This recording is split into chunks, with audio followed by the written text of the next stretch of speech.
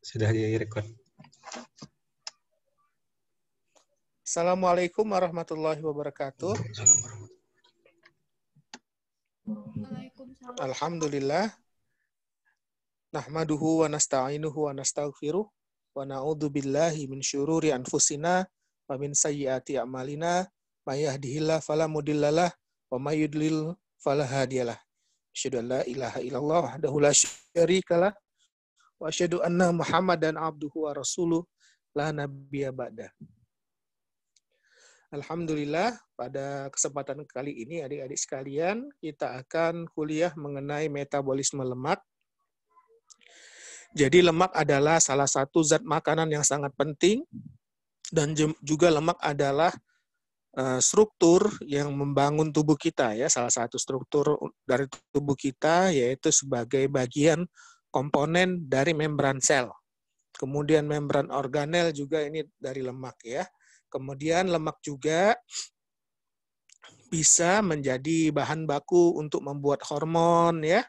Kemudian lemak ini juga sangat penting untuk tubuh, menjadi sumber panas tubuh. Kemudian cadangan lemak ini menjadi bantalan bagi tubuh kita, ya. Jadi ada bagian-bagian tertentu dari tubuh kita yang terdapat jaringan lemak dan itu menjadi bantalan, ya. Seperti misalkan di perut, di paha, di bokong, ya. Jadi kalau kita duduk, kita tidak langsung tulang ekor yang kena, ya, tetapi ada bantalan lemak di bokong kita. Jadi kita merasa nyaman dan organ-organ kita terlindungi, ya. Alhamdulillah kita ada lemak ini, ya. Kemudian next selanjutnya.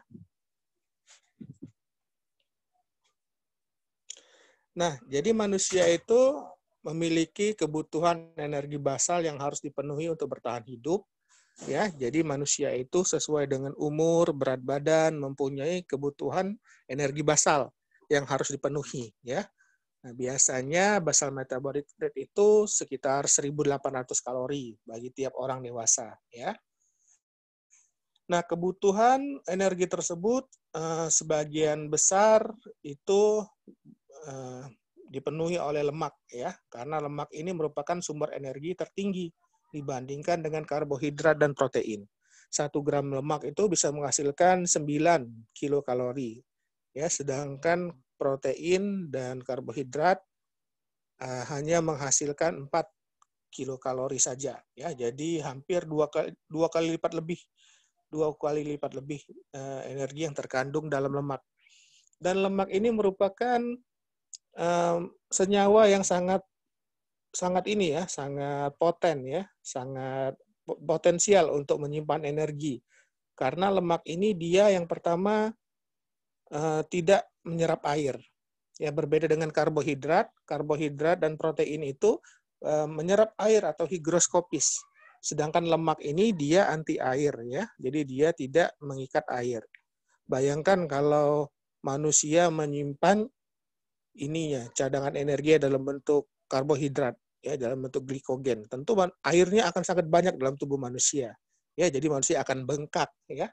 Makanya Allah ciptakan lemak ini sebagai sumber energi cadangan. Ya, jadi disimpan dalam bentuk lemak, dia lebih padat, lebih ringan lemak ini, ya. Kemudian tidak menyerap air, tetapi dia mudah untuk digunakan, ya. Nah, kemudian manusia ada yang bisa mensintesis sebagian asam lemak di dalam tubuhnya. Nah, kemudian ada juga yang tidak bisa disintesis oleh tubuh manusia, ya. Yang tidak bisa disintesis tubuh manusia itu disebut dengan asam lemak esensial. Contohnya asam lemak omega 6, kemudian omega 3, ya, itu adalah asam lemak esensial yang harus dipenuhi dari diet manusia, ya. Nah, kemudian makanan kita ada yang memiliki kecenderungan mengandung lemak dari hewan maupun dari tumbuhan. Dan lemak inilah yang membuat rasa makanan menjadi lebih gurih, ya. Jadi ayam goreng itu gurihnya itu karena ada lemaknya. Begitu juga makanan-makanan lainnya. Jadi memberikan struktur rasa dia ini, ya. Rasa gurih dan rasa enak gitu pada makanan. Nah, pencernaan lemak ini harus dilakukan oleh tubuh kita, ya, karena lemak ini masuk dalam tubuh kita dalam gumpalan-gumpalan. Jadi harus dicerna dulu menjadi partikel-partikel yang lebih kecil dengan bantuan asam empedu dan juga nanti enzim-enzim pencernaan lemak di dalam sistem pencernaan makanan kita, ya. Terus selanjutnya.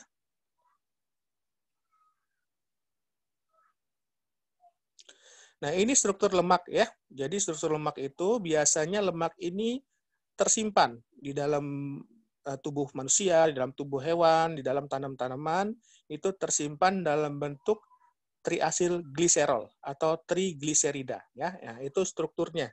Ya, jadi sebelah kanan itu adalah struktur gliserolnya, merupakan lemak alkohol, dan kemudian dia akan terikat dengan 3 asam lemak, ya, R1, R2, R3. Itu ada 3 asam lemak yang terikat di dalam kepalanya gliserol, ya. Nah, jadi gliserol itu ibarat kepalanya, sedangkan ekornya itu adalah asam lemak tadi.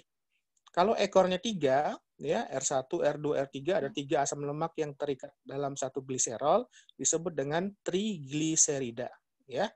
Nah, kemudian kalau 2 namanya digliserida, ya, cuma ada R1 dan R2 saja. Ya, kalau 2 biasanya dia cuma R1 dan R2 saja gitu, ya. Nah, kemudian kalau 1 namanya monogliserida, ya, sesuai dengan jumlah asam lemak yang menjadi ekornya, ya. Kalau dia dicerna lagi tinggal menjadi gliserol dan asam bebas, asam lemak bebas. Ya, itu setelah dia dicerna.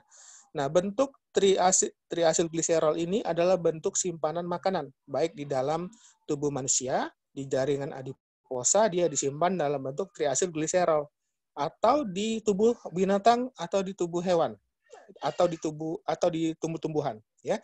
Jadi makanan yang kita makan itu lemaknya itu dalam bentuk trigliserida ini. Nah, dan bisa juga kalau kita makan dari daging-daging hewan itu juga terkandung kolesterol ester, ya. Nah, jadi disimpan dalam bentuk trigliserida atau kolesterol ester.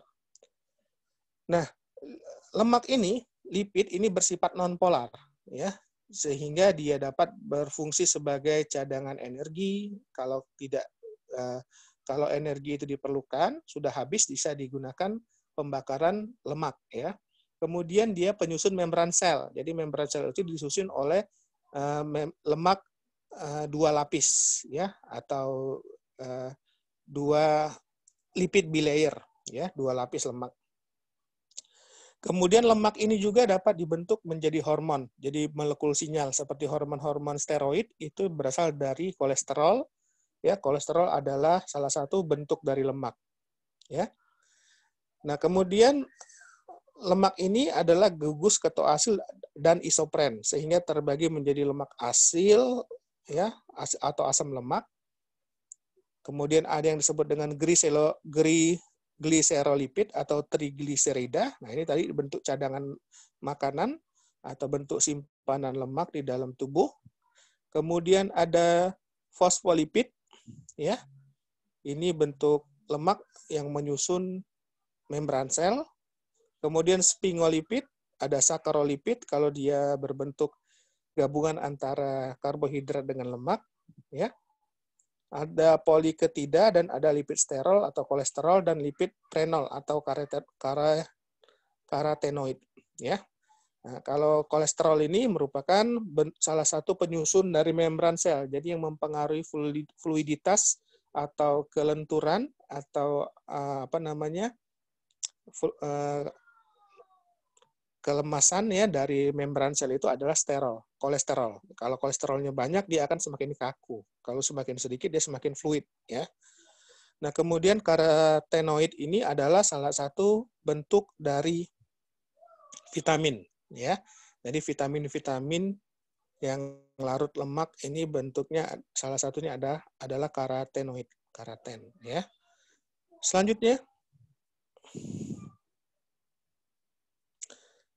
Nah, ini adalah sistem pencernaan tubuh manusia di mana lemak itu tidak dicerna di mulut, ya, tetapi dia mulai dicerna setelah di usus halus. Karena dalam pencernaan lemak ini dia memerlukan yang namanya asam dan garam empedu, ya. Nah, jadi lemak itu adalah molekul yang dia tidak larut dalam air. Nah, jadi dia akan membentuk gumpalan di dalam suatu cairan, ya. Nah, makanya diperlukan yang namanya garam dan asam empedu untuk mengemulsikan lemak. Nah, garam dan asam empedu ini berfungsi sebagai deterjen, ya. Seperti yang kita kuliah kemarin di dalam ekstraksi DNA, deterjen itu dia akan merusak membran sel, ya. Merusak integritas dari membran sel. Nah, begitu juga dengan garam dan asam empedu. Dia bertindak sebagai deterjen yang dia nanti akan merusak integritas dari lipidnya tadi, ya. Nah, jadi dia akan menyisip di antara lipid-lipid tersebut, kemudian dia akan memecah lipidnya menjadi globul-globul yang lebih kecil, ya. Nah, pencernaan secara enzimatis ini baru terjadi di usus halus setelah dia dicampur dengan garam empedu, ya. Terus selanjutnya.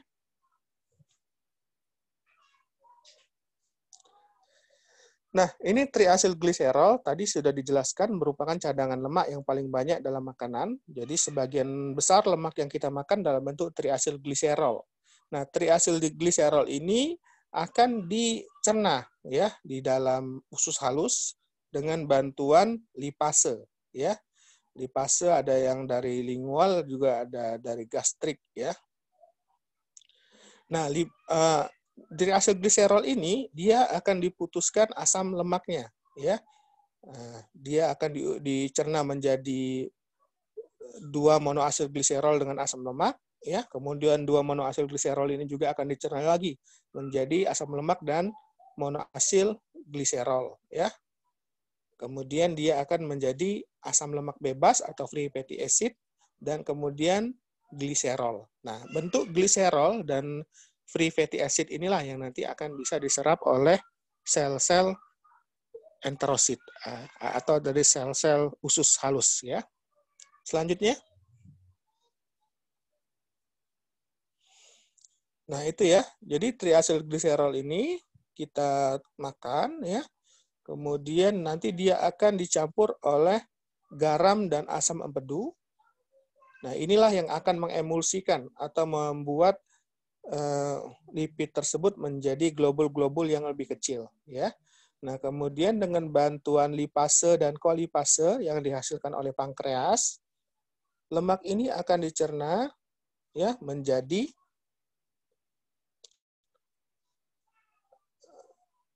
fatty acid, ya.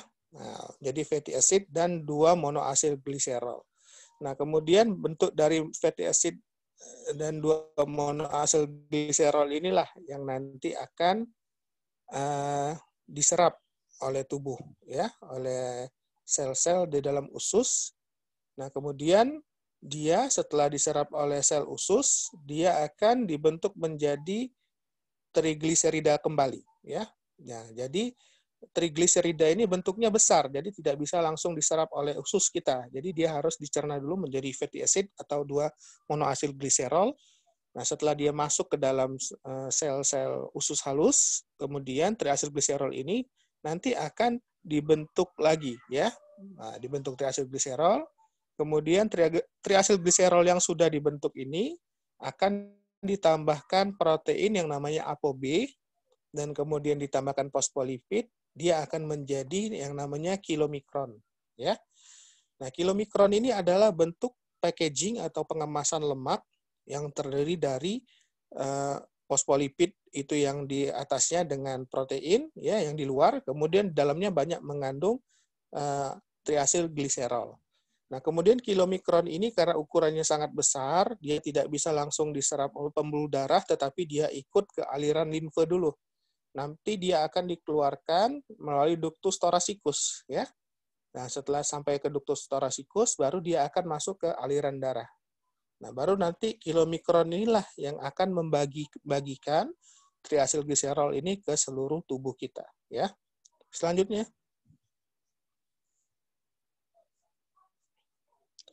Nah, ini kita akan membahas bagaimana lipid itu dicerna. Nah, jadi salah satu fungsi dari hepar atau hati adalah dia menghasilkan empedu, ya.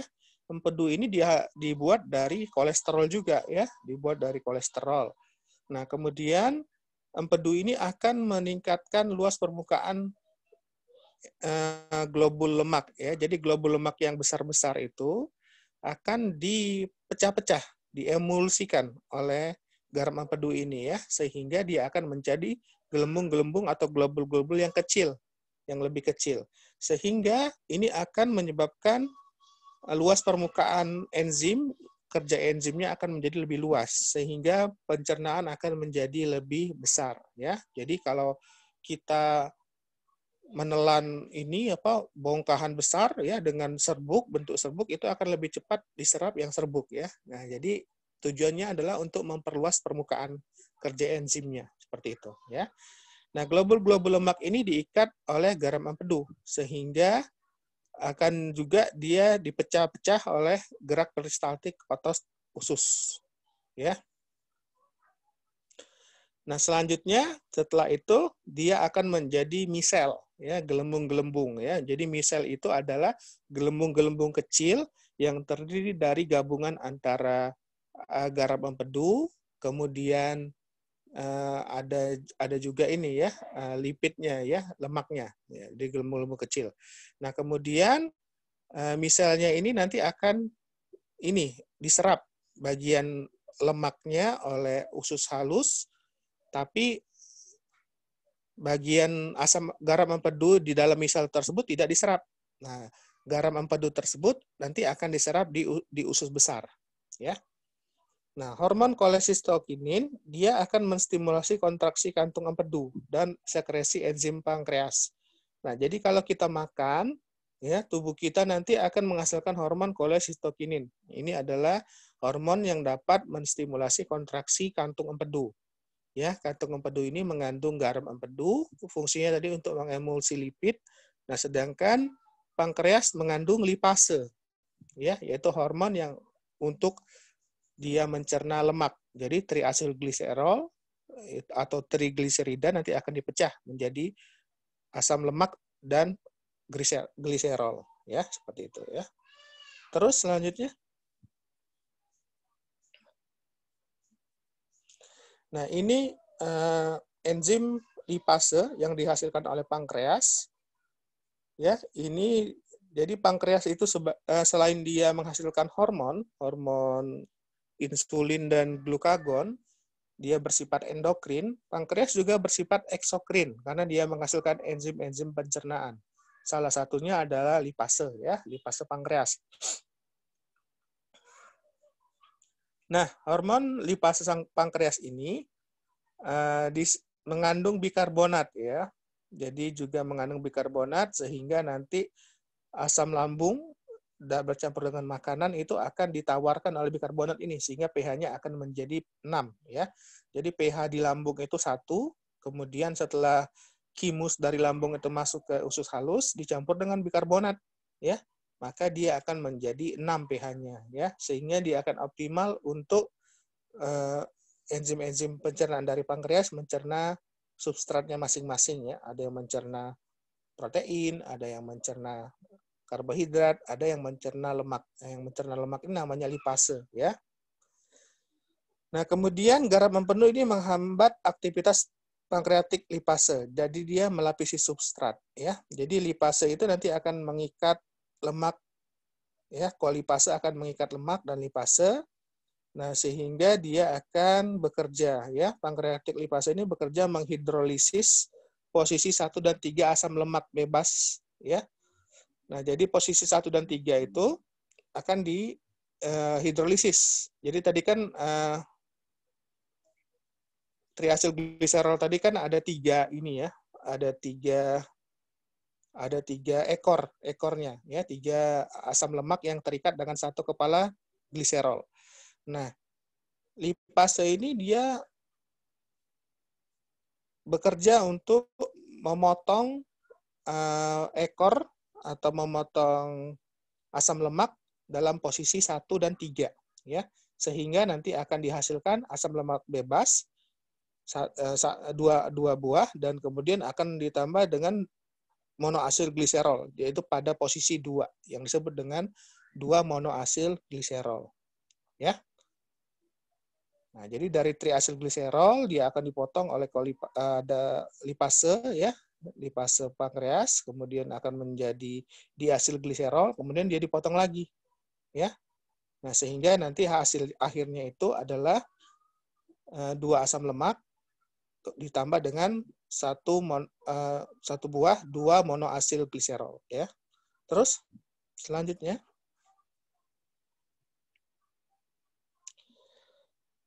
nah selain itu pankreas juga menghasilkan enzim esterase ya. Nah, bentuk lipid yang terkandung dalam makanan selain sebagian besar tadi ada triasil gliserol atau trigliserida, bentuk lemak yang lain adalah kolesterol ester ya. Jadi makanan-makanan seperti daging, kemudian telur ya, kemudian makanan laut, seafood itu banyak mengandung kolesterol. Nah, kita akan serap kolesterolnya itu dalam bentuk kolesterol bebas. Tetapi dalam makanan, dia tersimpan dalam bentuk kolesterol ester. Nah, makanya ada enzim yang namanya enzim esterase yang dihasilkan oleh pankreas kita, dia nanti akan memotong kolesterol ester menjadi kolesterol bebas dan ini ester ya. Nah, jadi bentuk kolesterol bebas inilah yang nanti bisa diserap oleh usus halus. Jadi kalau belum dicerna menjadi kolesterol, dia belum bisa diserap kalau dia dalam bentuk kolesterol ester ya. Nah, dengan bantuan enzim kolesterol esterase, enzim ini akan memutus ikatan ester pada kolesterol ester sehingga dia akan menjadi kolesterol bebas. Nah, kolesterol bebas inilah yang nanti juga akan diserap oleh tubuh kita melalui usus halus ya. Nah, kemudian bentuk lipid yang juga terdapat dalam makanan kita itu adalah fosfolipid ya. Nah, jadi fosfolipid ini adalah bagian dari membran sel. Jadi kalau kalian makan daging ya, daging itu kan mengandung sel-sel otot ya. Nah, membran sel otot ini kan mengandung banyak fosfolipid ya. Nah, fosfolipid ini akan dicerna. Dia akan dicerna oleh enzim fosfolipase A2 sehingga akan menjadi lisofosfolipid. Nah, bentuk lisofosfolipid inilah yang nanti bisa diserap oleh tubuh kita ya. Jadi semua makanan yang mengandung kolesterol dalam bentuk tersimpan, mau dia trigliserid atau kolesterol ester, dia akan dicerna dulu ya. Kemudian yang dalam bentuk membran sel seperti makanan-makanan kita memakan kacang misalkan kan itu kan ada selnya ya. Ada membran selnya. Nah, dalam membran sel terdapat fosfolipid, maka dia akan dicerna dulu fosfolipidnya menjadi lisofosfolipid oleh bantuan enzim fosfolipase A2 ya. Selanjutnya,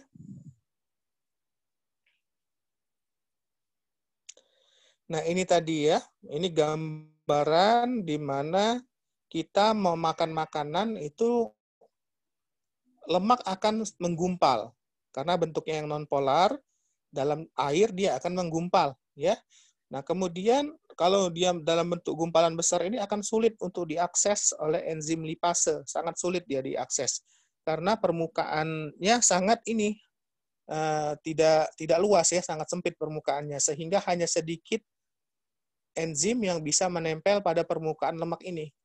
Nah, makanya di sini fungsi bile salt ya, jadi asam dan garam empedu ini fungsinya adalah untuk mengemulsikan ya. Jadi dia akan memecah-mecah, dia seperti deterjen sifatnya.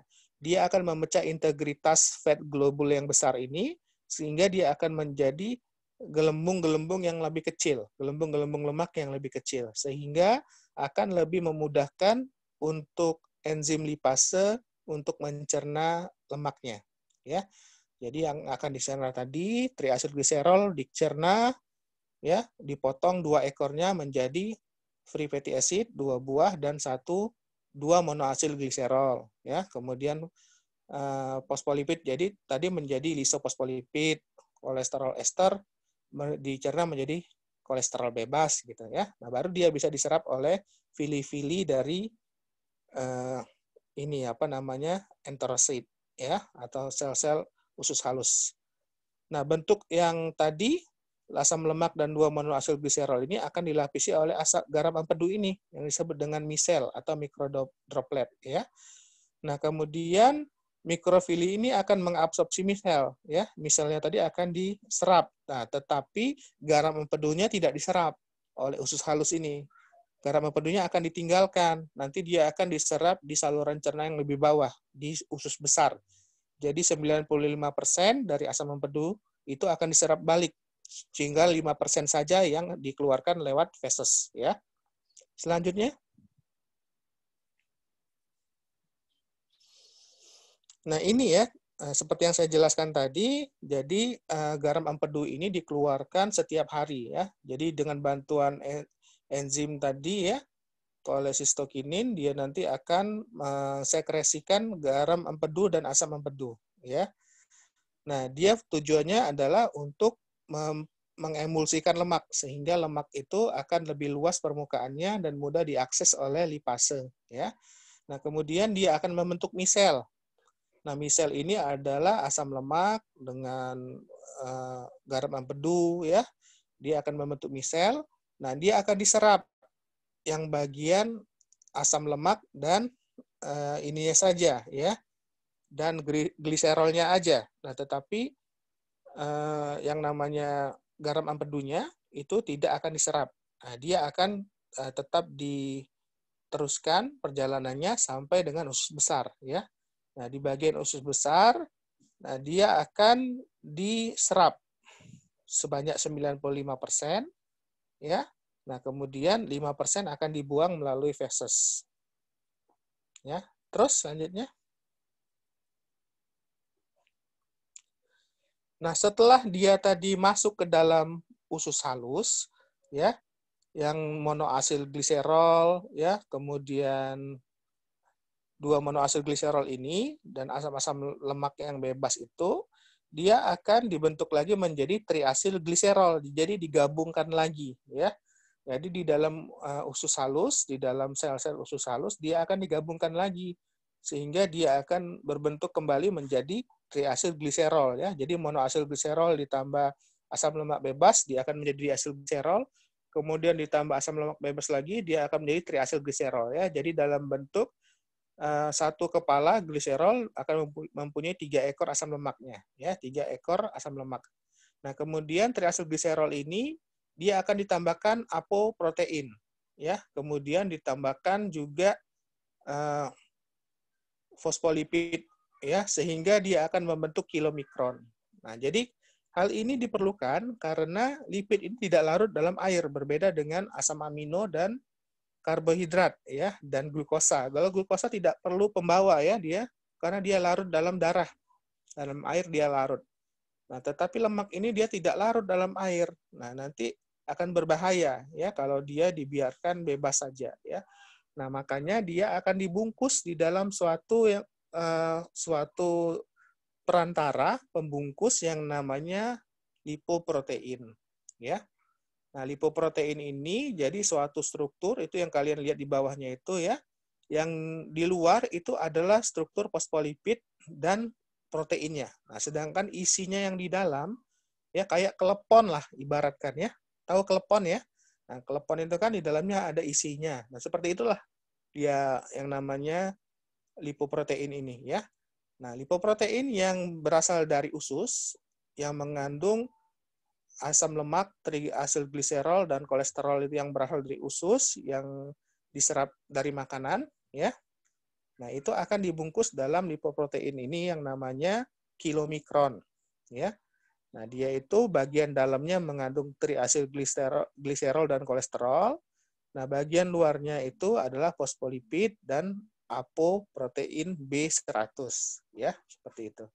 Nah, dia ini mempunyai reseptor di seluruh tubuh. Nah, jadi nanti dia bisa menyebarkan atau membagi-bagikan kolesterol ester dan triasilgliserol ke seluruh tubuh yang membutuhkan, ya. Seperti itu. Terus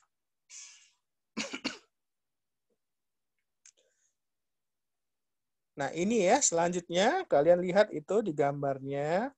Setelah dia digabungkan asam lemak dan gliserol digabungkan lagi menjadi triasilgliserol, dia akan dibungkus ya dengan lipoprotein yang sudah dibungkus itu namanya jadi kilomikron.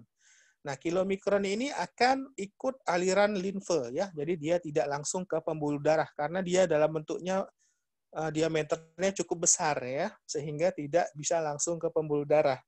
Nah, dia akan masuk ke saluran limfe dari usus tersebut dan akan dikeluarkan di ductus thoracicus namanya nanti. Nah, setelah di ductus thoracicus, baru dia nanti akan ikut aliran darah ke sirkulasi darah ke seluruh tubuh ya. Nah, kemudian kilomikron ini nanti dia akan menerima protein dari HDL yang namanya ApoC2 dan ApoE ya. Jadi kilomikron yang dari usus itu dia cuma punya satu protein yaitu ApoB48 ya. Nah, nanti di sirkulasi darah dia akan bertemu dengan HDL ya. HDL ini adalah lipoprotein yang lain ya. Nah, dia akan saling bertukar ya. Jadi HDL ini akan memberikan ApoC2 dan ApoE kepada kilomikron. Jadi kilomikron tersebut akan menjadi kilomikron yang matang atau mature ya. Nah, ini pada sirkulasi ya. Jadi dia akan bertemu dengan HDL. HDL akan memberikan ApoC2 dan ApoE sehingga kilomikron tadi yang cuma punya ApoB48 menjadi memiliki 3 protein pada permukaannya. ApoB48, ApoC2 dan ApoE. Nah, ini akan menjadi bentuk kilomikron yang matang atau mature ya.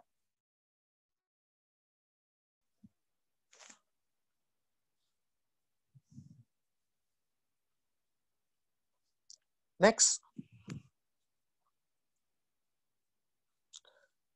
Nah, kilomikron ini ya, setelah dia disirkulasi ya, nah dia akan menjadi kilomikron yang matang atau mature ya. Nah, kemudian dia akan memberikan triasilgliserol dan kolesterol yang ada di dalamnya itu ke ini ya, ke seluruh tubuh ya. Nah, nanti kilomikron ini dia akan dilisis atau dicerna oleh lipoprotein lipase. Itu ada LPL namanya ya. Nah, LPL ini ada di pembuluh darah LPL ini ya.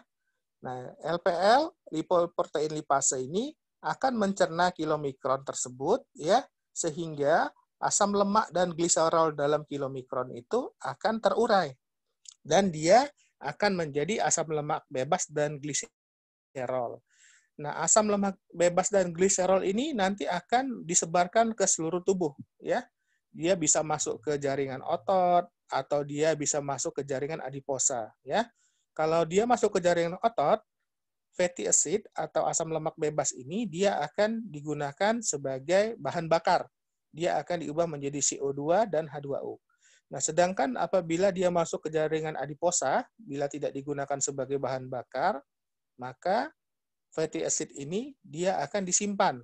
Nah, dia akan digabungkan lagi dengan gliserol menjadi triasilgliserol, disimpan di dalam jaringan adiposa ya. Nah, kemudian juga gliserol yang ada di ini yang sudah diurai tadi oleh enzim lipoprotein lipase ini juga bisa masuk ke dalam hepar ya.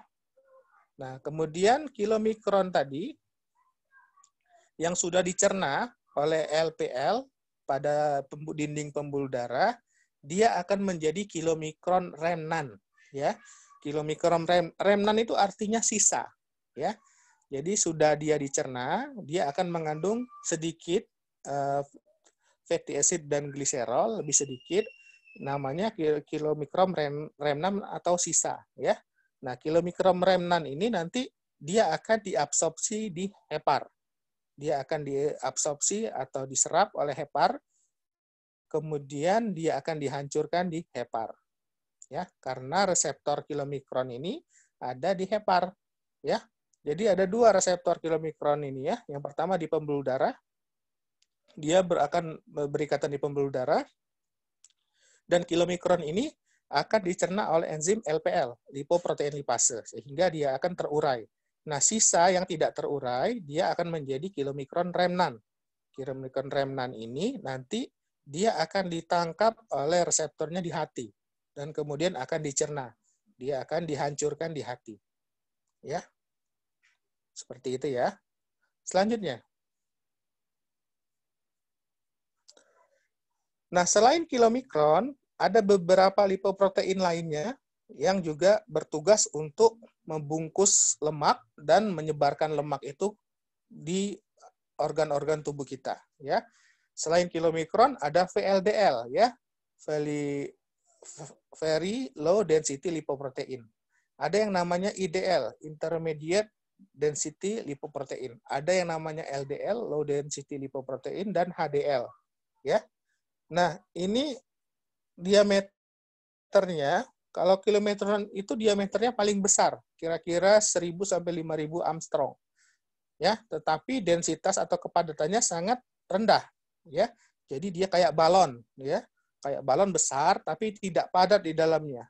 Nah, tetapi dia makin ke bawah, ke VLDL, IDL, LDL, dan HDL, dia diameternya makin kecil, tapi kepadatannya makin padat di dalamnya, ya. Nah, karena apa? Karena sebagian besar isi dari kilomikron itu adalah triasilgliserol. Triasilgliserol ini bentuk lemak, dia bentuknya tidak padat, ya. Jadi kurang padat dia. Nah, tetapi kalau HDL dia banyak mengandung protein, sekitar 40 sampai 55% itu bagiannya adalah protein. Nah, sehingga dia menjadi lebih padat densitasnya, ya. Seperti itu ya. Nah, kemudian struktur lipoprotein seperti itu ya. Dia jadi pembungkusnya itu adalah struktur fosfolipid, kemudian ada protein. Di dalamnya mengandung triasilgliserol dan kolesterol. Ya. Nah, tadi ada yang nama kilomikron, yang namanya LDL. Ya, LDL ini tugasnya adalah membagi-bagikan triasilgliserol dan kolesterol dari hati ke seluruh jaringan tubuh. Nah, LDL ini dia mempunyai reseptor di pembuluh darah, ya. Nah, dia dapat diserap di pembuluh darah. Nah, tetapi LDL ini dapat teroksidasi. Nah, jadi LDL yang teroksidasi adalah LDL yang mengalami reaksi oksidasi sehingga dia akan dianggap sebagai benda asing oleh tubuh kita. Dan nanti dia akan dimakan oleh sel fagosit, ya, oleh dalam sel fagosit di dalam pembuluh darah, dan kemudian akan membentuk yang namanya foam cell, ya. Nah, foam cell ini sel busa namanya. Nah, dia ini akan lama-lama semakin menumpuk, yang akan menyebabkan terbentuknya timbunan plak aterosklerosis di pembuluh darah, ya. Nah, jadi pembuluh darahnya akan menebal pada bagian itu dan akan menyebabkan hambatan aliran darah. Selanjutnya.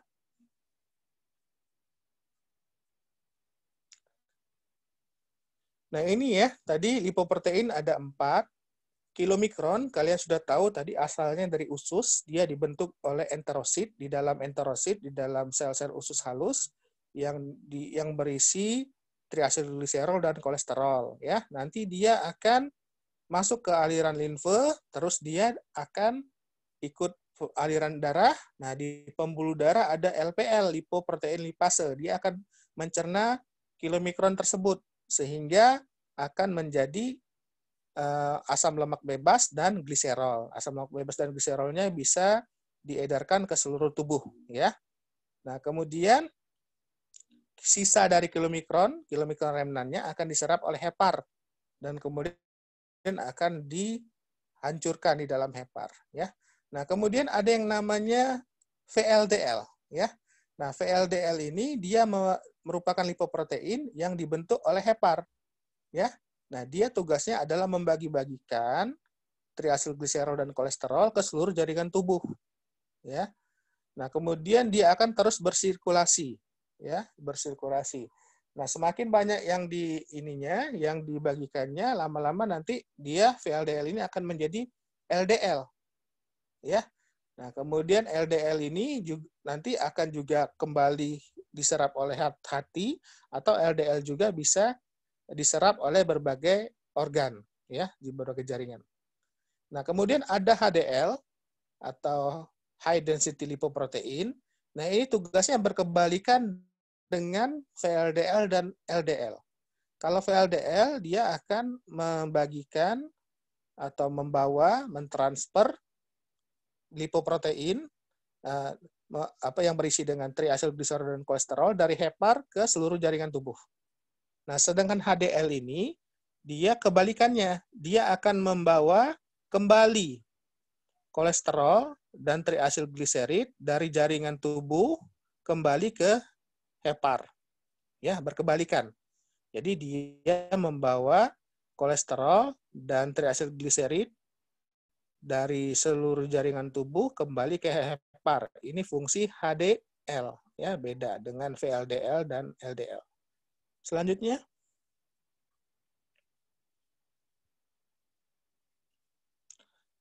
nah, tadi itu adalah sirkulasi lipid, ya, dari pencernaan kita cerna, kemudian kita bagikan ke seluruh tubuh. Nah, bagaimana lipid itu di metabolisme di dalam sel, ya? Jadi lipid itu dia di metabolisme dalam sel, bisa dia itu dalam bentuk simpanan, ya, disimpan, ya. Jadi dibentuk menjadi triacylglycerol. Setelah fatty acid dan gliserol itu masuk ke dalam sel, dia kalau tidak digunakan dia akan disimpan, ya, dalam bentuk triacylglycerol, ya. Nah, kemudian kalau dia tidak disimpan menjadi bentuk triacylglycerol, dia bisa dioksidasi, ya, didegradasi secara oksidatif, ya, menjadi asetil-CoA. Ya. Ini yang disebut dengan beta oksidasi asam lemak. Ya, jadi dioksidasi untuk menghasilkan energi, ya. Kemudian asetil-CoA yang dihasilkan ini juga bisa digunakan, selain digunakan untuk energi, asetil-CoA yang dihasilkan dari degradasi oksidatif asam lemak ini juga bisa digunakan sebagai bahan baku untuk mensintesis bagian-bagian atau molekul-molekul yang berasal dari lemak, ya. Contohnya kolesterol, fosfolipid, ya. Nah, untuk membuat membran sel itu kan butuh fosfolipid atau gliserolipid dan lain-lain, ya. Nah, ini bisa dibentuk dari asetil-CoA, ya. Kemudian asam lemak juga dapat disimpan menjadi triacylglycerol atau dibuat bentuk lipid lainnya, ya. Jadi dia bisa disimpan, bisa digunakan sebagai sumber energi cadangan atau dibuat menjadi bentuk lipid lainnya, ya. Bentuk lipid lainnya itu bisa dibentuk menjadi fosfolipid, ya, untuk membentuk membran sel, atau dibuat menjadi hormon seperti kolesterol, ya, atau dibuat menjadi prostaglandin dan lain-lain, ya, seperti itu. Selanjutnya, nah, ini apabila tubuh kita memerlukan energi, ya, tubuh kita dapat menggunakan lemak sebagai sumber energi, ya, yaitu dengan cara melakukan oksidasi asam lemak, ya. Nah, jadi asam lemak ini dapat didegradasi menjadi asetil-CoA, ya, dapat didegradasi menjadi asetil-CoA. Nah, ini memerlukan siklus, ya, siklus beta oksidasi. Nah, kita tahu bahwa triacylglycerol tadi itu adalah bentuk simpanan, ya. Nah, kemudian akan dicerna oleh lipoprotein lipase sehingga dia akan menjadi gliserol dan menjadi fatty acyl group, ya. Ekornya itu menjadi fatty acyl group, ya. Jadi kepalanya itu kan satu, ekornya 3, ya. Ekornya itu adalah asam lemak, ya. Nah, makanya nanti setelah dicerna oleh lipoprotein lipase, dia akan menjadi gliserol dan fatty acyl group. Nah, fatty acyl group inilah yang nanti akan dioksidasi lebih lanjut melalui beta oksidasi asam lemak, ya. Selanjutnya, nah, fatty acyl group tadi dia akan akan diaktifasi dulu sebelum didegradasi, ya. Kita tahu bahwa fungsi dari aktivasi ini seperti kemarin waktu glukosa ingin dilakukan glikolisis, ya, dia harus diikatkan dulu dengan molekul fosfat, ya. Ini namanya aktivasi oleh enzim kinase, ya. Nah, begitu juga asam lemak. Asam lemak ini biar dia tidak keluar dari dalam sel lagi, nah dia harus ditambahkan gugus fosfat. Makanya dia dinamakan aktivasi dulu, ya, menjadi ini, ya, fatty acid. Nah, kemudian ini reaksinya fatty acid ditambah CoA ditambah ATP menjadi asil CoA plus AMP plus fosfat, ya. Nah, jadi ini akan ini menghasilkan yang namanya asil CoA, ya. Nah, asil CoA inilah yang nanti akan dibawa masuk, ya, dibawa masuk ke mitokondria untuk dilakukan beta oksidasi. Selanjutnya,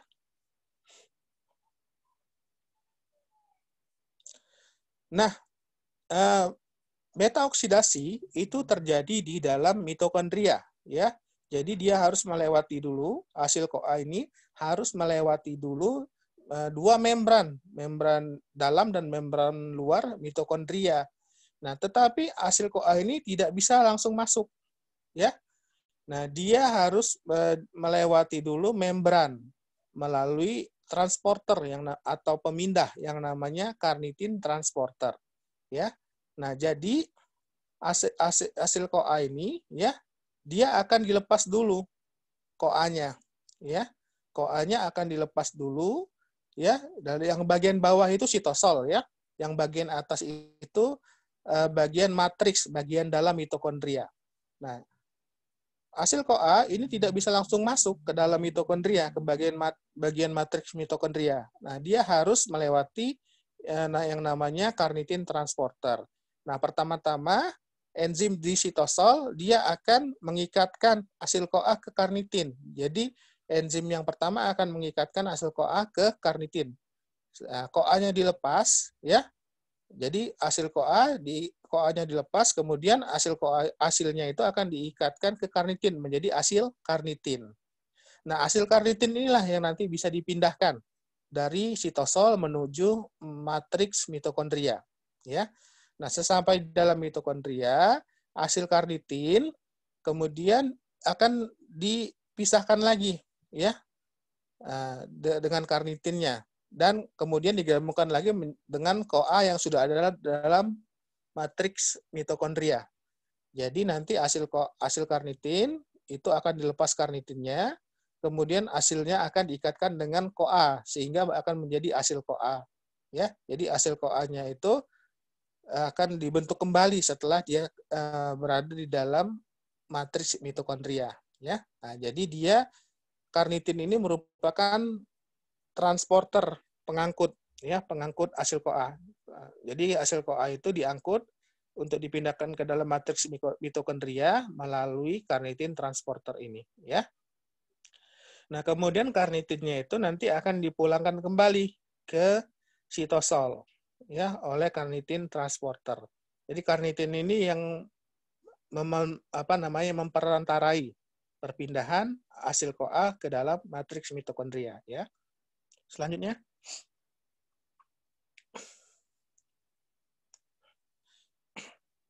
nah ini selanjutnya di dalam mitokondria akan terjadi beta oksidasi asam lemak. Jadi hasil CoA itu kan itu ada 16 atom C, ya. Jadi hasil CoA itu ada 16 atom C. Nah, masing-masing akan diputus atomnya pada atom beta, ya, beta oksidasi namanya, ya. Jadi dari asam lemak itu ada sisi karboksil, ya. Nah, sisi karboksilnya itu atom C nomor 1 disebut atom C alfa. Atom C yang setelah atom alfa itu disebut dengan atom beta, atom C beta. Nah, pemotongan ini terjadi pada atom C beta itu, ya. Jadi yang nomor 2 setelah atom C alfa, ya, sehingga disebut dengan beta oksidasi asam lemak. Jadi dipotong, dioksidasi pada atom C betanya, ya. Nah, sehingga akan dihasilkan asetil CoA, ya. Asetil CoA itu kan C-nya 2, ya. Nah, sedangkan asil CoA ini C-nya 16. Nah, jadi satu molekul asil CoA ini dapat menghasilkan 8 buah asetil CoA, ya.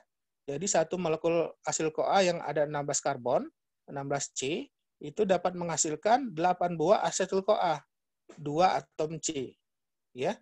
Nah, melalui 7 kali reaksi pemutusan.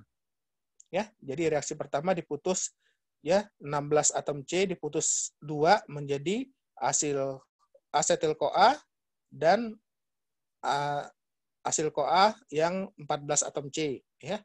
Kemudian diputus lagi reaksi kedua, ya. Yang 14 diputus lagi 2 jadi asetil CoA 1 dan asil CoA 12 atom C, ya. Kemudian dan seterusnya sehingga dilakukan 7 kali pemutusan, dihasilkan 8 buah asetil CoA, ya. Terus nah, ini masing-masing beta oksidasi ini ada 4 langkah, ya. Ada 4 langkah. Yang pertama dehidrogenasi. Jadi ujung lemak asil CoA itu akan ditarik hidrogennya. Kemudian reaksi yang kedua adalah hidratasi, yaitu ditambahkan air. Yang ketiga dioksidasi menghasilkan NADH. Jadi satu siklusnya itu menghasilkan 1 NADH, ya. Kemudian diolisis, yaitu melepaskan asetil CoA dari asil CoA, ya, sehingga asil CoA-nya menjadi lebih pendek 2 atom C. Nah, reaksi ini dilakukan pada asil CoA yang 16 atom C itu sebanyak 7 kali, ya. Sehingga dalam siklus lengkap beta oksidasi 1 asil CoA itu akan menghasilkan seperti ini, ya. Akan menghasilkan NADH ada 7, ya. Kemudian asetil CoA ada 8, ya. Kemudian ada QH-nya itu juga, ya. QH2, ya, dalam satu siklus. Kan ada 7 siklus, ya. Nah, kira-kira total reaksinya itu dalam satu siklus itu ada 14 ATP yang dihasilkan. Ya. Ada 14 ATP yang dihasilkan, ya. Nah, karena dia ada 7 kali, ya, jadi 14 kali 7, ya. Ada berapa kali? Ada berapa ATP yang dihasilkan dari asam lemak 1 asil CoA itu, ya. Nah, jadi banyak sekali yang dihasilkan oleh satu molekul asil CoA, ya. Selanjutnya,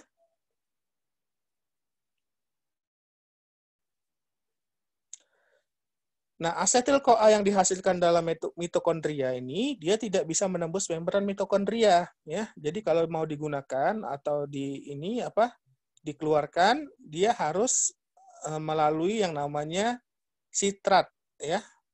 Sitrat, ya. Jadi asetil CoA ini akan diubah dulu menjadi ini, ya, menjadi sitrat, ya.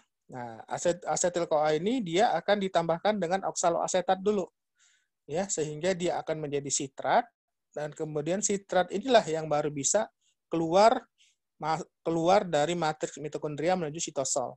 Nah, selanjutnya di sitosol atau di sitoplasma, sitrat ini dapat dipecah lagi menjadi oksaloasetat dan asetil CoA, ya, seperti itu.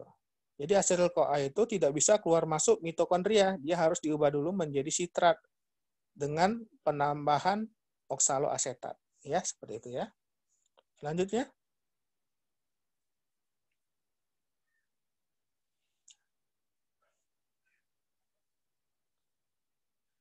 nah ini, ya, sebelah kiri itu adalah matriks mitokondria dan sebelah kanan itu adalah sitosol, ya. Tadi asetil CoA yang dihasilkan itu dapat kita pindahkan ke sitosol dengan cara diubah dulu menjadi sitrat, ya. Jadi asetil CoA ditambahkan oksaloasetat, dia akan menjadi sitrat, ya. Nah, kemudian sitrat ini dapat diubah kembali menjadi asetil CoA, ya. Nah, asetil CoA ini bisa dia diubah menjadi asam lemak lagi, ya. Kemudian dia masuk lagi ke mitokondria, ya. Kemudian dia akan melakukan beta oksidasi, dipotong-potong lagi menjadi asetil CoA, ya. Jadi kalau asetil CoA-nya tidak dibutuhkan, dia bisa dikeluarkan lagi ke sitosol. Nah, di sitosol dia digabungkan lagi menjadi asil CoA, ya. Asetil CoA tadi atom C-nya 2, ya, sedangkan asil CoA itu atom C-nya 16. Sehingga satu fatty acid, satu asil-CoA itu bisa dipotong-potong 7 kali menghasilkan 8 buah asetil-CoA dalam proses beta oksidasi, ya. Selanjutnya,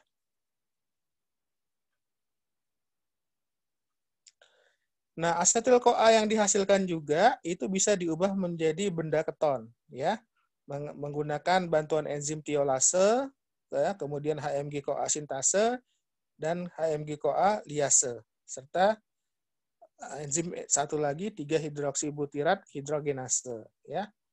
Nah, benda keton ini adalah salah satu energi alternatif yang bisa digunakan oleh otak, ya, dan ginjal, ya, bisa digunakan oleh otak. Jadi pada saat kekurangan oksigen, kekurangan namanya glukosa, ya, benda keton ini bisa digunakan oleh otak sebagai sumber energi, ya. Nah, jadi asetil-CoA yang dihasilkan itu bisa diubah menjadi benda keton, ya. Terus selanjutnya,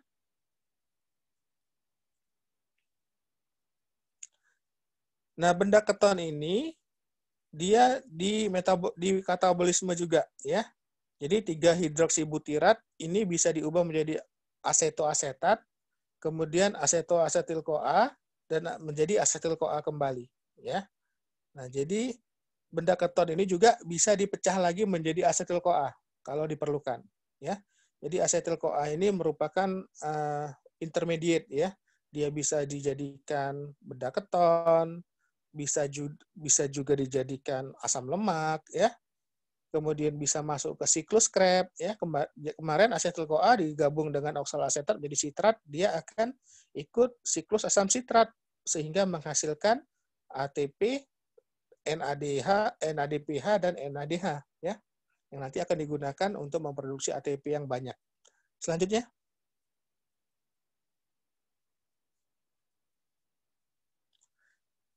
nah ini, ya, hasil CoA dapat dibuat ini, ya, menjadi struktural, menjadi lipid struktural, ya. Hasil CoA ini dapat dibuat menjadi triasilgliserol kalau mau disimpan, ya, atau dia dibuat menjadi fosfolipid sebagai struktur, ya. Jadi hasil CoA yang tadi sudah sudah bebas, ya, itu apabila tidak diperlukan dia akan disimpan oleh jaringan adiposa atau pada lipoprotein darah. Nah, dia akan digabungkan dengan satu kepala gliserol, ya. Jadi 3 hasil CoA itu atau 3 fatty acid akan digabung dengan satu kepala gliserol, ya, menjadi triasil gliserol. Ini akan menjadi cadangan makanan. Nah, kemudian hasil CoA ini juga bisa ditambahkan dengan fosfat dan grup-grup kepala, ya. Nah, jadi ada ditambahkan beberapa buah grup, beberapa buah senyawa lain, ya, sehingga dia akan menjadi gliserofosfolipid, ya, ditambahkan fosfat. Contohnya fosfatidilkolin, fosfatidiletanololamin, fosfatidilserin, ya. Nah, ini merupakan lipid utama pada membran sel. Ya, jadi membran sel ini dibuat dari fosfolipid. Nah, ini dari hasil CoA yang ditambahkan gliserol, ditambahkan fosfat, ditambahkan beberapa grup lainnya. Ya, lipid membran ini macam-macam, ada fosfatidilkolin, fosfatidiletanolamin, fosfatidilserin dan lain-lain. Ya. Nah, kemudian hasil CoA ini juga dapat digabungkan dengan berbagai macam senyawa lain sehingga membentuk mediator radang, ya. Contohnya itu plasmalogen dan platelet activating factor. Nah, ini adalah mediator radang, ya. Ini contohnya salah satunya adalah prostaglandin, ya. Jadi dari asam lemak ini hasil CoA dapat juga dibuat menjadi mediator peradangan, ya. Nah, dia ditambahkan ether di sini. Jadi gliserol ditambah ether, dia ditambahkan fatty acid, fosfat dan beberapa grup lainnya, ya, menjadi mediator radang. Nah, kemudian asil CoA ini dapat dibuat menjadi komponen utama dari mielin, ya, sel saraf. Sel saraf ini merupakan sel khusus yang mempunyai membran khusus yang disebut dengan membran mielin, ya. Nah, ini bisa dibentuk menjadi sphingofosfolipid atau sphingomielin dan glikolipid. Ya. Jadi bentuknya itu bisa menjadi sphingofosfolipid, kemudian sphingosine, ya. Kemudian juga bisa menjadi glikolipid. Contohnya cerebrosid, sulfatid, globosid, dan gangliosid. Nah, jadi kalau dia tidak digunakan sebagai sumber cadangan energi, ya, dia bisa digunakan sebagai struktur bangunan dari membran sel, ya. Kemudian bisa juga dibuat menjadi mediator radang. Itulah fungsi dari lipid di dalam tubuh kita, ya. Selanjutnya,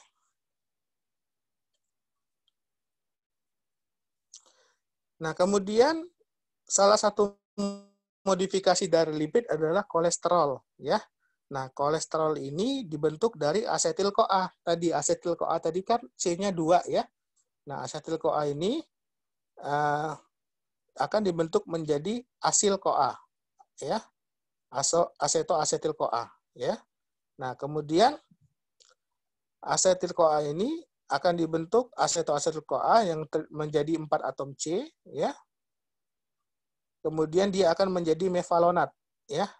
Jadi asetoasetil-CoA ini dibentuk menjadi mevalonat, menjadi 6 atom C. Nah, kemudian 6 atom C ini akan dikurangi 1. Ya, mevalonat ini akan dibentuk menjadi isopren. Nah, isopren ini adalah terdiri dari 5 atom C. Nah, kemudian 6 buah isopren ini akan berkondensasi, ya, akan dibentuk menjadi cincin-cincin isoprennya ini, ya, sehingga dia akan membentuk yang namanya squalen. Squalen ini ada 30 atom C, ya. Nah, kemudian 30 atom C-nya ini akan dikurangi 3 atom C-nya melalui reaksi dekarboksilasi. Sehingga nanti akan dihasilkan akan dihasilkan bentuk kolesterol yang terdiri dari 27 atom C, ya. Nah, jadi ini dibentuk kolesterol itu dari asetil-CoA dulu. Asetil-CoA dibentuk menjadi mevalonat, kemudian mevalonat diubah menjadi isopren, kemudian 6 buah isopren ini dikondensasikan, dibentuk menjadi squalen, kemudian dilakukan siklisasi, ya, kemudian dilakukan pemotongan 3 atom karbon pada squalen tersebut. Sehingga akan dihasilkan kolesterol yang mempunyai 27 atom karbon, ya. Selanjutnya,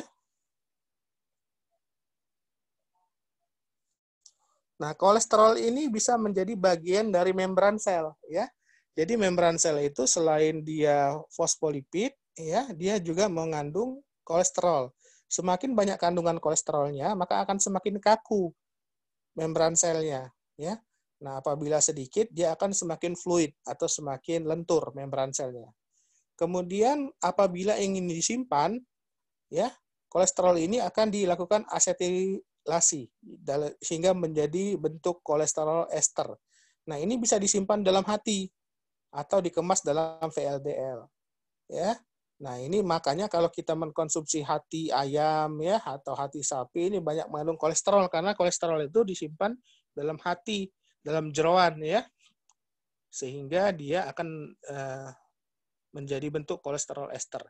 Nah, kemudian kolesterol ini bisa dibuat menjadi hormon steroid seperti progesteron, estrogen, ya. Hormon-hormon ini dibentuk menjadi dari kolesterol ini, ya. Kemudian kolesterol ini dibuat menjadi asam empedu, ya, misalnya kolat, ya. Nah, ini nanti akan berfungsi sebagai pengemulsi lemak tadi dalam pencernaan lemak, ya. Guna kolesterol seperti itu. Terus, nah, inilah ringkasannya, ya, ringkasan metabolisme lemak.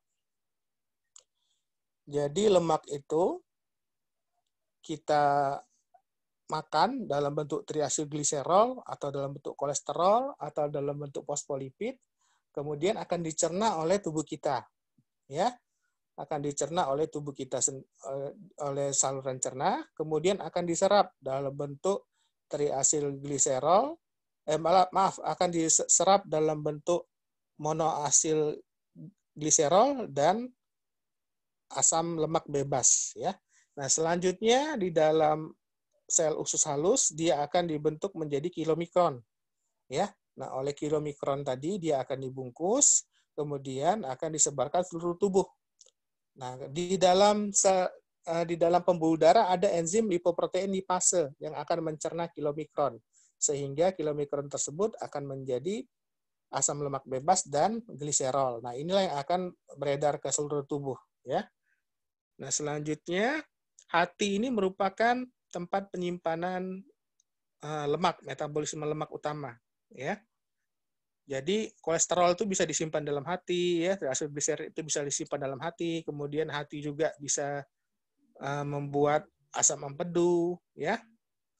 Nah, kemudian fatty acid atau asam lemak yang sudah masuk ke dalam sel itu nasibnya itu ada 3, ya.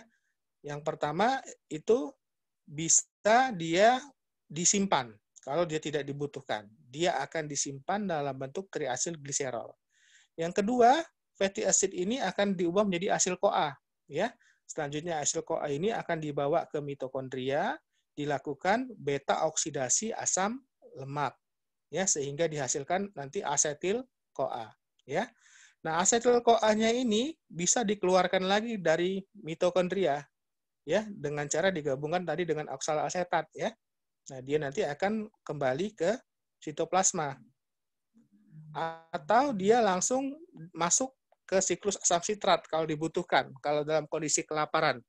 Jadi asetil-CoA hasil dari beta oksidasi asam lemak tadi akan masuk ke siklus asam sitrat sehingga dia akan menghasilkan ATP.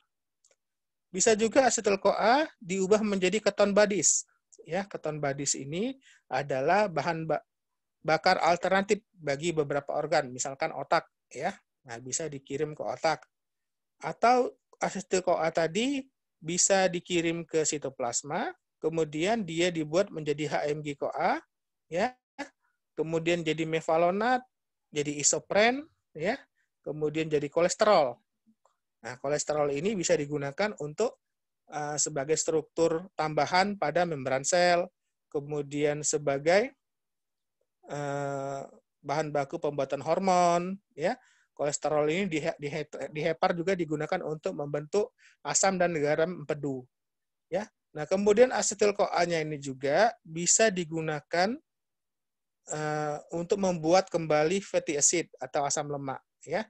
Nah, asam lemaknya ini bisa juga digunakan untuk membuat struktur-struktur tadi, ya, struktur-struktur peradangan, ya, jadi mediator radang. Jadi bisa membuat hormon yang namanya eikasanoid, ya, contohnya prostaglandin. Nah, ini adalah molekul-molekul yang digunakan dalam peradangan, ya. Kemudian fatty acid juga bisa dijadikan fosfatidat ditambahkan fosfat, ya, sehingga dia akan menjadi struktur dari membran sel. Ya, jadi gliserofosfolipid macam-macam tadi, ada yang fosfatidilkolin, fosfatidilinositol dan lain-lain. Ya, kemudian pada membran saraf dia juga bisa dijadikan sphingomyelin dan lain-lain seperti itu. Oke. Next, habis ya? Terakhir ya? Iya, dokter terakhir ini. Ya, mungkin ada pertanyaan dari sini? Silakan yang mau bertanya.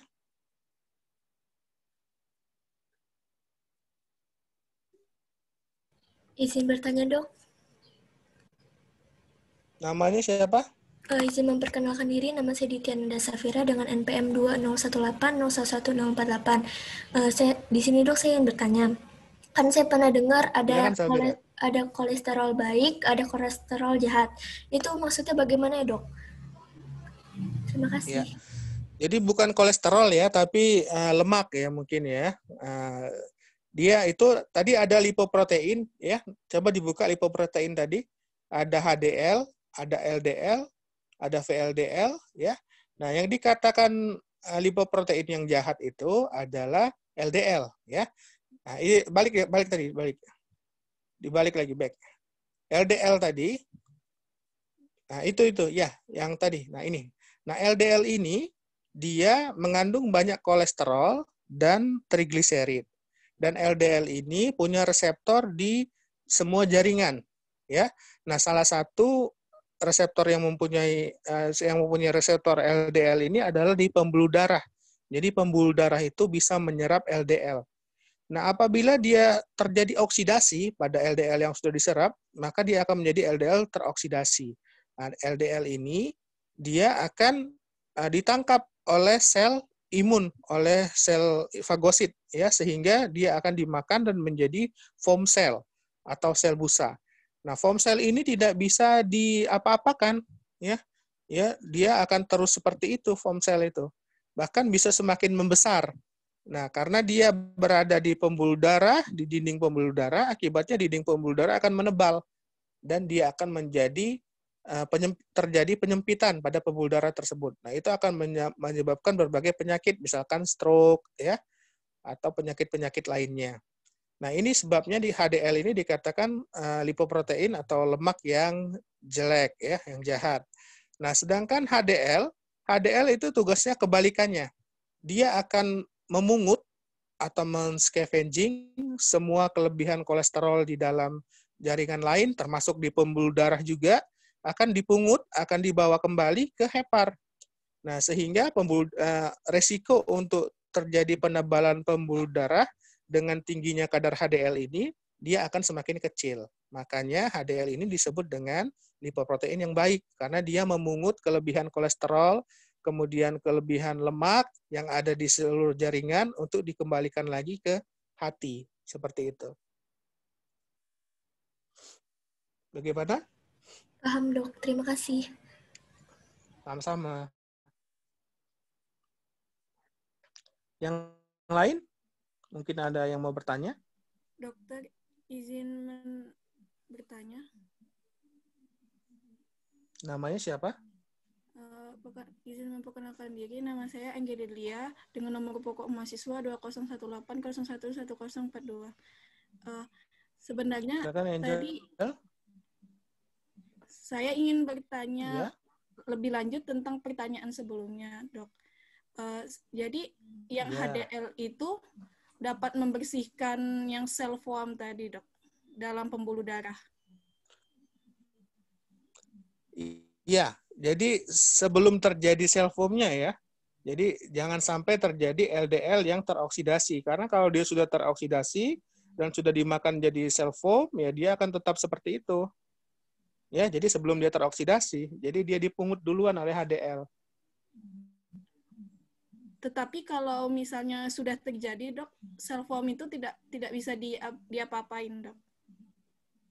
Iya, yang kita bisa adalah kita cegah jangan bertambah. Nah, tapi kalau mau dikurangin, kayaknya nggak bisa. Baik, Dok. Terima kasih, Dokter. Sama-sama. Ada lagi yang mau bertanya?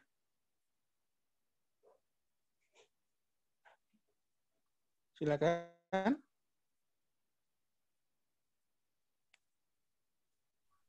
Izin bertanya, Dok. Namanya siapa? Perkenalkan, nama saya Azmi Adhan Nur Hanifah. Izin bertanya tadi mengenai Silakan Azmi. Iya. Asam lemak yang dibawa oleh karnitin ke dalam mitokondria itu kan asam lemak rantai panjang. Apakah memang ada asam lemak rantai pendeknya? Kemudian untuk oksidasi asam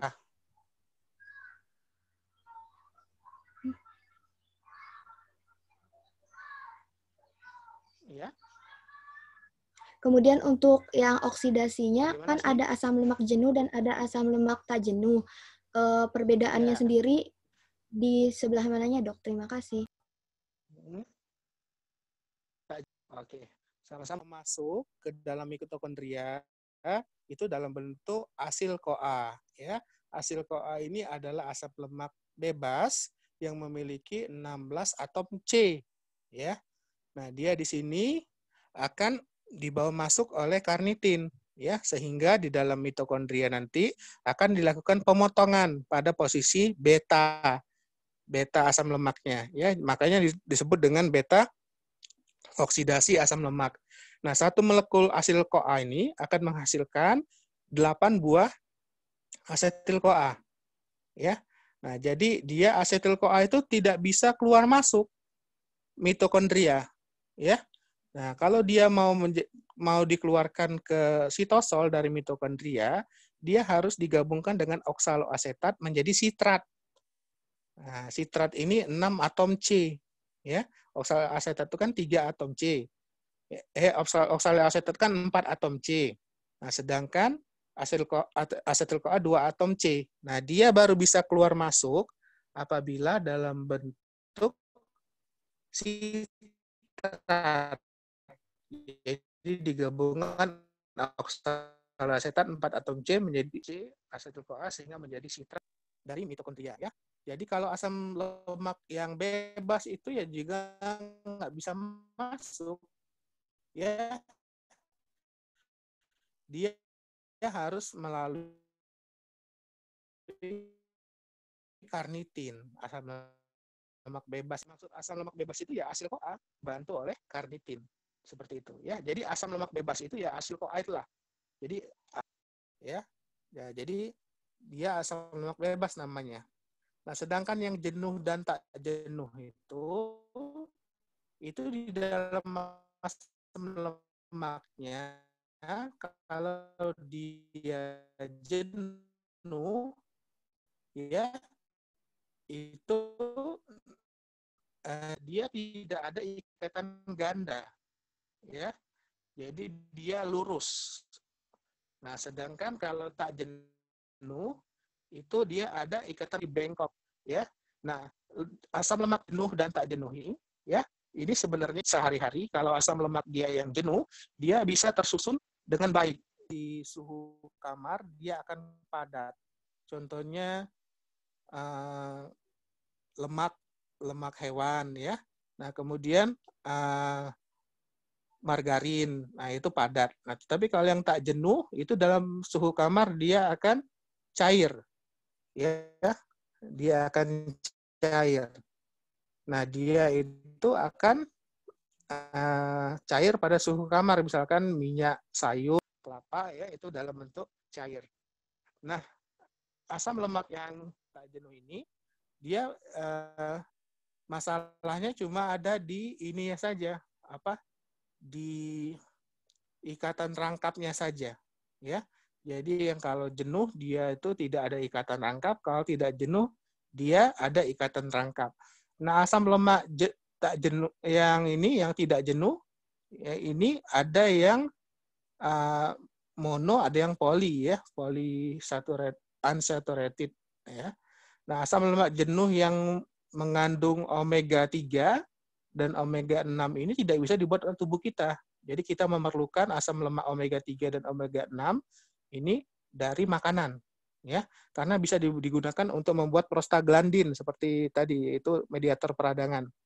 Nah, jadi termasuk ke dalam asam lemak yang esensial yang perlu kita makan dari makanan, ya. Nah, itu. Jadi lemak yang tidak jenuh tadi dan ini digunakan yang khusus, yang spesifik, ya. Dia bentuknya omega 3 atau omega 6.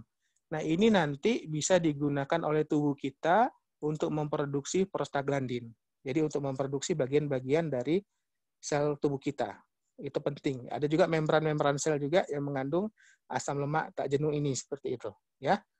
Nah, jadi tidak digunakan dalam ini, dalam proses beta oksidasi jenuh tak jenuh ini, tapi lebih kepada penggunaan asam lemak untuk dijadikan sebagai struktural dari membran sel atau untuk membentuk produk-produk yang dibutuhkan oleh tubuh kita. Seperti itu. Bagaimana? Ya, baik. Terima kasih, Dokter. Ya, jadi tidak digunakan jenuh dan tak jenuh ini dalam ini, ya. Dalam tapi ini juga, ya, yang asam lemak yang jenuh itu energinya lebih tinggi dibandingkan dengan yang tak jenuh, ya. Jadi dia energinya lebih tinggi karena dia tidak ada ikatan rangkap antara ininya ya. Energi yang dihasilkan lebih tinggi daripada asam lemak yang tak jenuh. Oke, selanjutnya mungkin ada pertanyaan lagi? Izin bertanya, Dok. Namanya siapa?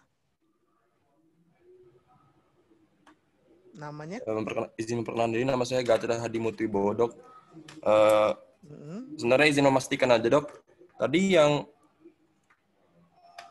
asam lemak bebas itu sebenarnya sama aja dengan fatty acid bukan, Dok? Fatty acid bukan, Dok? Asam lemak bebas itu sama dengan asil CoA. Oh, terus ini, Dok, apa namanya? Sintesis kolesterol itu modifikasi dari mana ya, Dok? Kalau kolesterol kan tadi dari asetil CoA ya. Asetil CoA kan itu didapatkan dari beta oksidasi asam lemak ya. Nah, jadi asil CoA dipotong-potong menjadi 8 asetil CoA.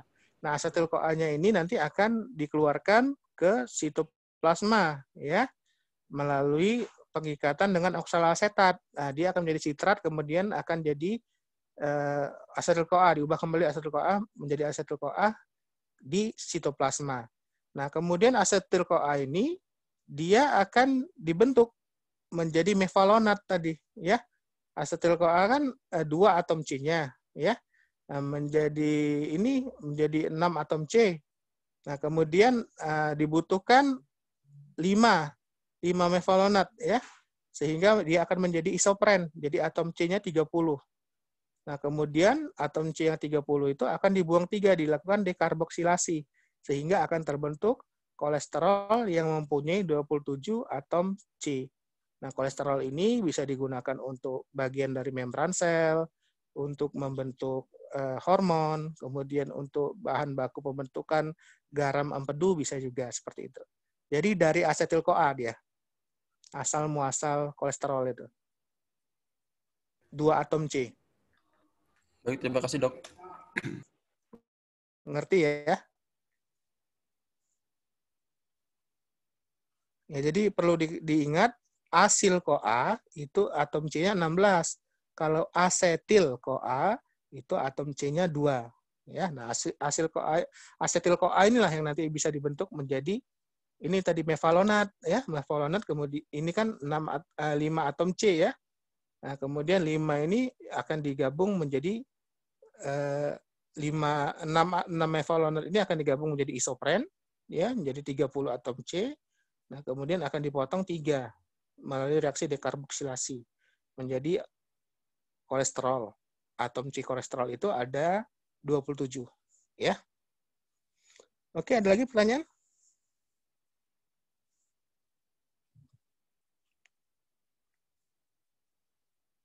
Ada lagi pertanyaan? Izin bertanya, Dok. Namanya siapa? Perkenalkan, nama saya Hanifah Kolamastrid. Izin sedikit bertanya mengenai katabolisme pada benda keton, Dok. Kan terjadi seperti yang dokter katakan tadi terjadi di otak. Itu ada fungsinya atau bagaimana, Dok? Kenapa dia terjadi di otak? Terima kasih. Ya. Nah, jadi benda keton itu kan di otak kan dia bisa di katabolisme. Jadi dia akan diserap oleh otak, kemudian dalam otak diubah menjadi asetil CoA, benda keton itu. Nah, asetil CoA-nya ini akan masuk ke dalam siklus asam sitrat, kemudian akan membentuk ATP. Jadi benda keton itu cuma untuk distribusinya saja di dalam darah, ya. Jadi dia bisa keluar masuk organ gitu ya. Nah, apabila sudah sampai dalam sel otak, nanti benda keton ini akan dikatabolisme. Ya, diubah lagi menjadi asetil CoA. Nah, asetil CoA ini yang nanti bisa masuk ke dalam siklus asam sitrat. Nah, dia akan menghasilkan ATP dan menghasilkan prekursornya NADPH ya. Nah, itu akan menghasilkan ATP yang banyak pada rantai elektron ya, rantai transfer elektron nantinya. Jadi dia itu sebagai ini aja ya, alat untuk distribusi saja. Tapi nanti pas masuk ke sel otak, benda keton itu diubah lagi menjadi asetil-CoA. Nanti akan masuk ke dalam siklus asam sitrat. Seperti itu. Bagaimana? Insya Allah paham, Dok. Terima kasih. Paham ya? Oke. Nah, jadi diubah dulu jadi asetil-CoA ya, di dalam sel otaknya ya. Selanjutnya, ada lagi yang mau bertanya?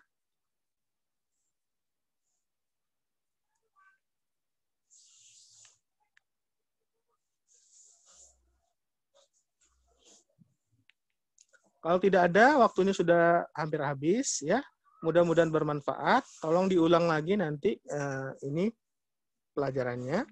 Kita tutup. Subhanallah.